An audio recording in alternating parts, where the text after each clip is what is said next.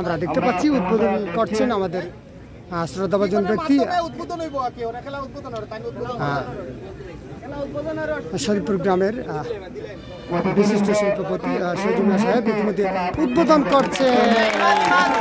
আমরা দেখছিলাম শরীফপুর গ্রামের বিশিষ্ট শিল্পপতি জনাব সজুনা সাহেব ইতিমধ্যে উদ্বোধন করলেন। আমরা দেখছিলাম ওনারা সম্ভবত হাওয়াই এবং দিয়ে ওনারা উদ্বোধন করলেন। ধন্যবাদ। আমরা দেখছিলাম উদ্বোধনী বম ফুটিয়ে ওনারা কিন্তু ইতিমধ্যে